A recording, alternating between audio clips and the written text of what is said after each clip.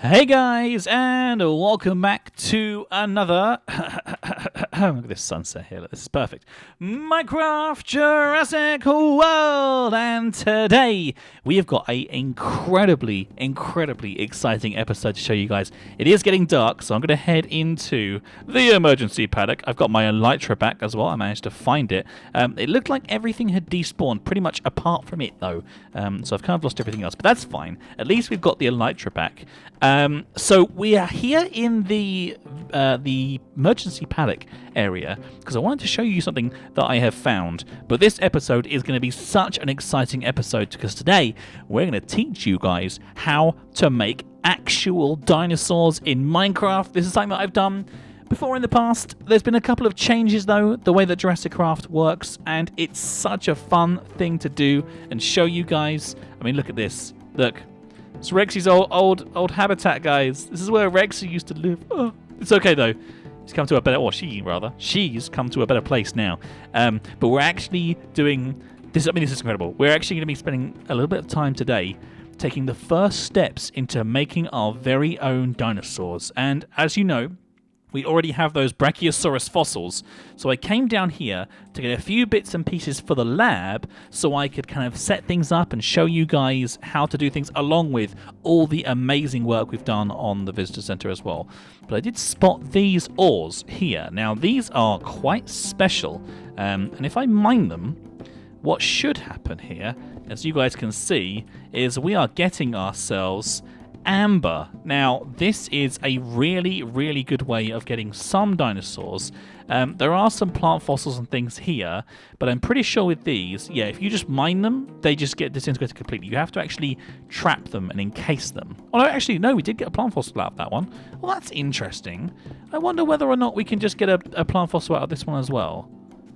Now, that one did break. Okay, that one definitely did break. So, fossils work in quite a special way in this game, and I'll explain more about that once we get home. But breaking that amber has given us 3 mosquitoes in amber, which will give us 3 very special dinosaur DNA, and I'll explain how that's different in a little bit later on. And also, we've got 4 aphid in amber as well, which is the way that you get, I think that's water dinosaurs, or water saws, as I'm now going to call them, because I just thought of that name and I think it sounds really cool. But anyway, thank you so much to everybody who got involved with the last episode of Minecraft Jurassic World and left comments letting me know how you want the visitor center to be designed and set up. That was close. We've actually spent a lot of time making sure this place looks amazing. Oh, look, there's the actual hole. I knew there was a hole around here for the dinosaurs. Look, there it is. So you can actually get into the... So I could have just like tried to jump across there, fallen into where the Tyrannosaurus Rex was, and actually not gotten hurt at all, because apparently the Tyrannosaurus Rex that we have is a very friendly one, so it's not a problem at all. But anyway, as I was saying before, thank you guys so much. All the support that this series is getting at the moment is absolutely incredible. It means so much to me to see, after all these years, after all this time, people getting re-involved with the show and helping out by leaving their comments down below and liking the episodes and subscribing. So many people have been hitting that like button and subscribing to show that they want more of these episodes. And to you guys, all I can say is you're absolutely amazing, and thank you so much for your support. It seems like literally this show is just going crazy, and I'm so happy to have it be our show, our Jurassic World, after what essentially is almost 5 years worth of making dinosaur parks, to be back here once again for just another fantastic chance at making something amazing. Now, I'm trying to follow these torches here, and I thought I had made it relatively easy to see them, because I kind of had to cut away some trees near them, but it hasn't actually worked that well, and it's actually almost impossible to see them. So what I might have to do eventually, once we go to the nether, because we've actually run out of glowstone now completely, apart from this one piece of dust that I've got on me here, what we're going to have to do is head to the nether and get some more glowstone, and then also do a bit of a mining project as well. And I feel like the idea of having a good old-fashioned mine will be a nice thing to do, especially when I show you guys how fossils work. There is a special kind of netting that you need to get, which basically encases the fossil, and then you mine that fossil once it's been encased, and that's how you claim it, and then you put it into the cleaning station, which I've got set up. We've done so much work to the visitor center, which I think you guys are going to absolutely love. We're actually going to be, I think this is the side. Yeah, this is the side of the visitor center. You can kind of see out there a little bit where we've kind of like extended things. This took so long to get set up here. This is one of the corners that I've been working on, and this is the new, you can see the Brachiosaurus skeleton inside there. This is the new window structure that I've kind of designed. I haven't designed any sort of outside doors yet because I'm not really sure how I want to set that up, but it's going to be, I think, a few episodes until we are like really happy with the designs and really happy with how this works. You guys are going to have to let me know in the comments down below what you think about how this looks, and obviously make sure that you have subscribed and that you like this video. Then let me know if you think this is a good design. Look at this. Ba ba ba ba ba ba ba Jurassic World. So let me show you guys. So Doug and Arby, an evil dog and evil Arby, are getting along quite nicely, which is good. This is the lab. There's no unauthorized entry. And guys, if you're in America, this is spelled with a Z just here, not an S. That's apparently a weird thing about America and the UK. We spell unauthorized with a S, and you spell it with a Z, unauthorized Z, which is a little bit different. But anyway, that's fine. It's good to have differences, right, guys? So I haven't quite decided how the room structures are going to be going. There are a few things that you need to have to make this kind of building work, I think. You need to have pillars reinforcing the corners of the actual visitor center itself. So there eventually will be 4 there. And then that means that there'll probably end up being like 2 doors to get inside this area, probably. And then we have this big open space, right? And I'm thinking that maybe it makes sense to have another room here, and then another room on the other side, the same kind of thing, and then this big space that spans across to the wall there will be like just a massive room where we could have like a hatchery for young dinosaurs, like have one this side of the building, have one that side of the building, and then have 3 rooms. It's like a dog room, a lab room, and then a me room, and then we can make the upstairs rooms be like guest rooms for people who decide to come over, maybe. And that means there'll be 2 big hatcheries, 3 rooms downstairs, 2 rooms upstairs. I kind of think that makes sense. But what do you guys think about this? So I need to actually make some more clear glass because I'm kind of running out. I think I've got like a stack left. We're getting close to run out. The good news is that a lot of this iron goes down like 2 or 3 blocks, so we can get plenty of iron ore. That's not a problem. But I'm kind of liking this like 3 glass pane design and maintaining this kind of like glass that goes all the way around, because I feel like what it does is not only makes it easier for us to sort of see through and be able to sort of like have a look at what's going on in the next room, but also it means that seeing out and kind of enjoying nature is really, really easy to do as well. Is there a moon? Oh, the moon's going down now, which means it's almost sunrise. And you can see, look, it looks beautiful, right? It looks nice. It's kind of relaxed. I think it's a really good place, and I think it's a really good atmosphere. You guys are going to have to let me know what you think down below in the comments, but I think this is a really cool design. So if you want it to change and you prefer it to be slightly different, then do let me know your ideas, because at the end of the day, this is a series for us as a community. So I hope we can work something out and get a really cool design going on. Now, before we finish off for today's episode, we need to actually show you guys how to make dinosaurs. I saved a couple of encased Brachiosaurus fossils, and as I said before, that is a casing that you actually craft, and then you put that over the fossils that you find in the wild. And we'll be doing that on an episode after we've made the Brachiosaurus, and also maybe if we need more DNA. We'll have to see how it goes. And essentially, we have a lovely setup of different computers and different machines here that we need to use in order to turn this into an actual egg that we can hatch. It's quite a difficult process, but we're going to do it. I'm going to show you how it works. So we've got a couple left in here, actually, which is really good. I'll put the last 2 in there as well. What you need to do, this is the cleaning station. This will actually clean away all of the stone and all of the horrible manky stuff, and just leave you with whatever is inside the fossil. So you can see that some of them are fossil bones. In fact, they're all pretty much bones. So we've got a hind leg, shoulder, tooth, skull, vertebrae. I don't think you can just put this down. No, you can't. It's a specific sort of item that you hold. But those items that you have then go into this machine over here. So as you can see, you put down all the different bones and bits and pieces, and it goes into here, and then you get soft tissue. Now, the soft tissue that you need to get to kind of work on DNA in this game is actually quite hard to find. As you can see, we've got one there, but it doesn't happen every single time, so I'm hoping that we get enough. I did a little bit more mining here, and we've ended up with 12 on this side, which was actually quite lucky. We'll get a few more by cleaning these ones up. And then we've got 5 in here so far, so that's 17 in total. The next machine that we need to use is this. Now, this is the DNA sequencer. What that does is it takes the raw, actual soft tissue, and it works out by extracting pieces. You can see it actually in there. Isn't this cool? So if you have a look in the actual machine, you can see the Brachiosaurus soft tissue is actually in there. What this computer is doing is it's analyzing that and taking a snapshot of the DNA. Same in sort of forensics in real life, where if you take a strand of your hair, you can run it through a special machine and it can work out what your unique DNA identifier is, which is really, really cool, actually. So that's happening now in this machine. It's kind of busy and busy and busy. What I'm also going to do is I think I can put the... Oh, no, I can't. The mosquito in amber. Does that go directly into this machine? It might go directly into the synthesizer. Synthesizer. No, it doesn't. Okay. Maybe it goes straight into this machine? No, it doesn't do that. Not the embryonic machine. I really honestly thought that you could extract details out of the amber, but maybe I'm wrong. We'll leave those for now then, because that's something I'll have to do a little bit of research on later on.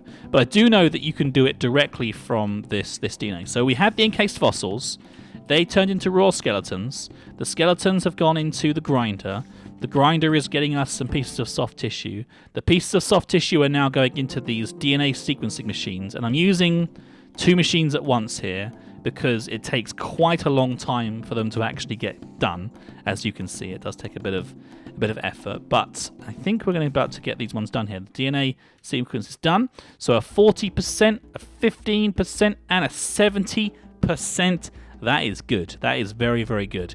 A 70% essentially, because what you need to do essentially is if I take, for example, the 40% here and the 70%, that would make 100%. You combine it on the combinator here, and then once that's done, it creates a 100% piece of DNA, and then we have to move on to the next machine.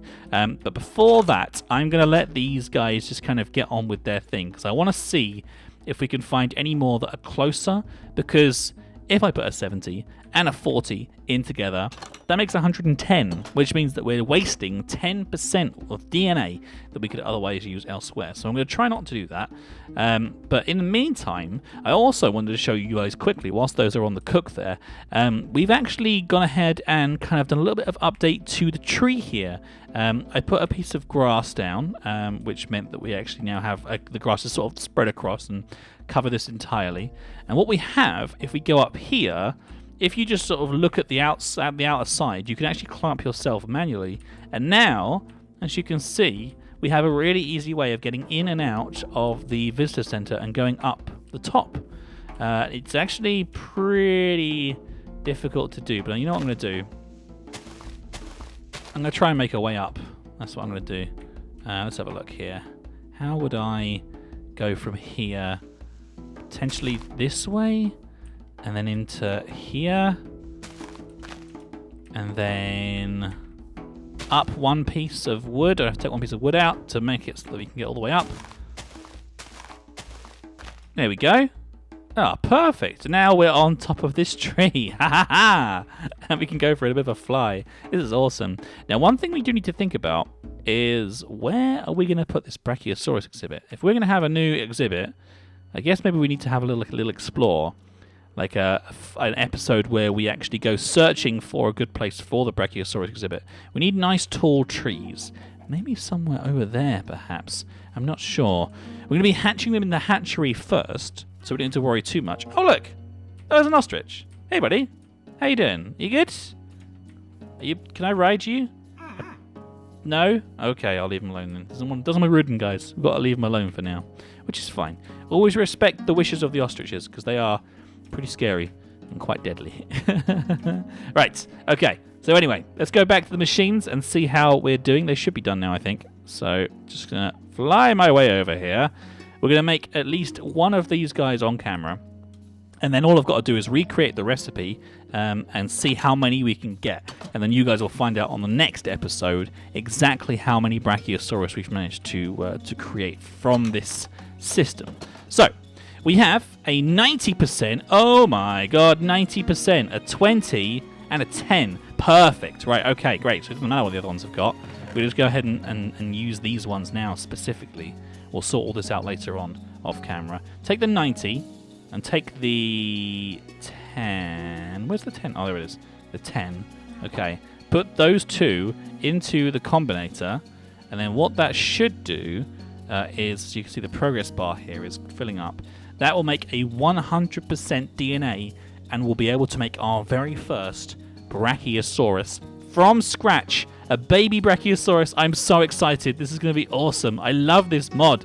There's so much fun things that you can do. But the main one, being able to be back in a visitor center, setting up new dinosaurs and making new adventures together. This is the best part. Absolutely the best part. I'm so excited. Right, okay. So that is probably about 90% done. I'm actually going to just get rid of some stuff here in my inventory because I don't need, in fact, I need that radar because that means that I can keep an eye on the dogs. They're always quite hard to keep track of. But I'm going to try to keep the rest of my inventory empty, apart from baked potatoes and then some food for the dogs. That sounds kind of sensible. Oh, I don't want that Dino combinator. No, bad combinator. Has it actually got some stuff in it? Can you see? No. Does that mean it's done? Oh, that's the incubator. Okay, this is the computer. Beep, boop, beep, boop. I don't know if it's actually doing anything. Oh, no, it's done. Okay, good. Right. Fantastic. Okay, so we now have a 100% DNA Brachiosaurus, okay? This is a unique Brachiosaurus that we have created ourselves. And now, what we need to do is take that disc and put it onto the DNA synthesizer. Now, what that does is it reads the disc with all the DNA information that we've got here. It puts it onto the DNA nucleotides. Now, if you haven't worked out what nucleotides are in school yet, that's something that you might have to do a little bit of a Google. But nucleotides is sort of like a genetic soup that you can use to apply DNA data onto. So, if we take the storage disk, put it in the synthesizer, put some DNA nucleotides in, and also get some empty test tubes. We obviously, the emergency paddock had all this stuff ready for us to go. So I haven't had to claim everything. I just whacked in a full stack of each of these things into here. So we don't have to worry about crafting these things. But these are all individually craftable, I do believe. You can check the wikis and stuff for that. So once that's done, you end up with a test tube of Brachiosaurus DNA, which is obviously very, very useful. Now, on the embryonic machine, what we're going to do is we're going to take that DNA, we're going to pour it into this little petri dish here, and then we're going to suck it up from the petri dish into this empty syringe, and then that will give us a syringe of Brachiosaurus DNA, which we now have. We then take this and put it into the embryo calcification machine, and we inject that very, very carefully. As you can see, it's happening here. See that little egg there? You see it? You see the syringe? It's going into the egg. So that's actually injecting the DNA from the Brachiosaurus into the egg to make a Brachiosaurus egg.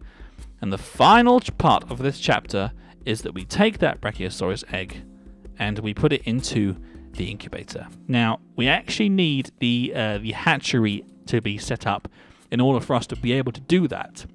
So, the next episode that we're going to be doing is going ahead and filling this area here with an actual real-life dinosaur hatchery. We've got to make something that looks really, really cool, something that has plenty of grass that we can use, and sort of like, you know, there's plenty of natural light around here for the hatcheries.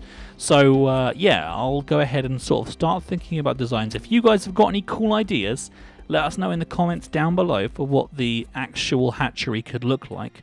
But we'll get that done and made on the next episode, and then the episode after that is the most exciting one, because we'll be actually hatching a live Brachiosaurus baby. So until then, and until next time, I've been Caff of the Caffcast. Thank you so much for watching, everybody, and hopefully I'll see you again for the next episode when we build the hatchery of Minecraft Jurassic World. Thanks for watching, guys. We'll see you soon. Goodbye.